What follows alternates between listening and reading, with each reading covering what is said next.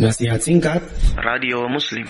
Assalamualaikum. Bagaimana persentase bagi waktu antara tuntut ilmu, pekerjaan, kemudian untuk keluarga, istri, dan aktivitas lainnya? Iya, terima kasih dan jazakallahu khair kepada penanya atas pertanyaannya. Jawaban secara global kembali kepada sabda Nabi SAW, sa'atan sa'ah. Ada waktunya kita belajar, ada waktunya kita bekerja, ada waktunya kita bersama keluarga, ada waktunya kita bermain dengan anak-anak, ada waktunya kita tersenyum, ada waktunya kita tertawa, ada waktunya kita menangis, ada waktunya kita menghafal. Jadi sa'atan sa'ah, ada waktunya. Artinya kita harus pintar memanage atau mengatur waktu kita. Dan kita diberikan 1 kali 24 jam. Waktu yang sama diberikan kepada Imam Nawawi, waktu yang sama diberikan kepada Sa'id bin Musayyib, waktu yang sama diberikan kepada Ibnu Abbas. Para ulama dengan kita sama-sama memiliki waktu yang sama.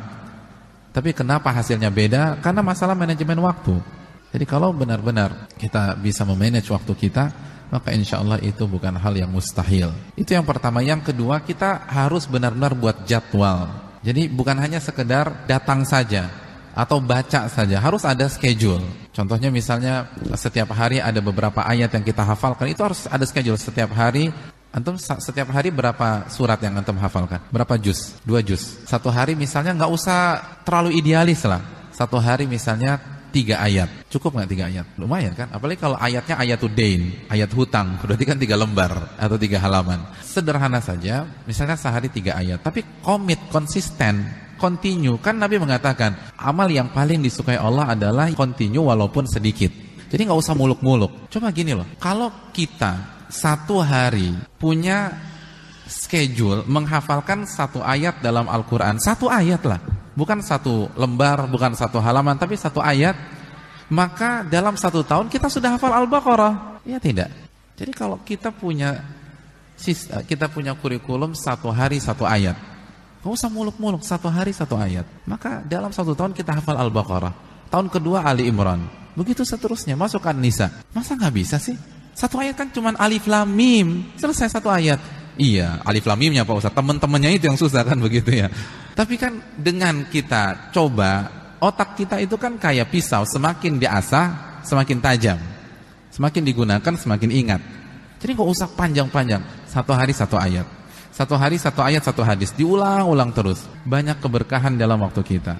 Lalu 1 hari kita ikuti sebuah kajian. Jadi kajian gak perlu semua kajian diikuti, tapi paling tidak ada 1 majelis taklim yang rutin kita duduk di sana, dan kita tamatkan buku-buku para ulama, dan semua sesuai dengan kemampuan kita. Jadi bisa. Jadi nggak harus setiap waktu kita pakai untuk kajian. Kan kita tahu semua hadis Umar bin Khattab. Bagaimana cara Umar bin Khattab datang ke pengajian Nabi? Selang-seling dengan tetangganya. Itu Umar bin Khattab, selang-seling. Kalau hari ini Umar, maka besok tetangganya, lalu lusanya Umar. Lalu bagi yang hadir, dia men-share, memberitahukan ilmu yang baru dia dapatkan kepada yang tidak hadir. Gak usah muluk-muluk, tapi kita kerjakan secara kontinu. Dan yang kedua, minta pertolongan kepada Allah agar kita diberikan keistiqomahan. Kadang-kadang konsep sudah matang, tapi penerapannya tidak semudah yang kita pikirkan.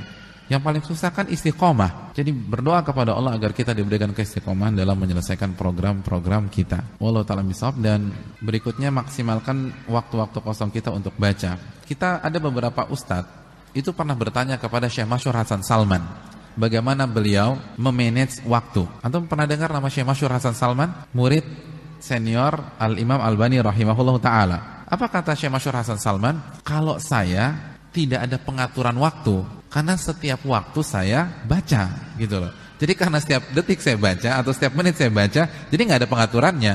Jadi kalau ada apa baca, telaah, dan seterusnya. Tidak mungkin juga ya, tapi ini adalah bahasa hiperbolis yang menunjukkan bahwa beliau benar-benar memaksimalkan setiap waktu untuk ilmu. Wallahu ta'ala bishawab.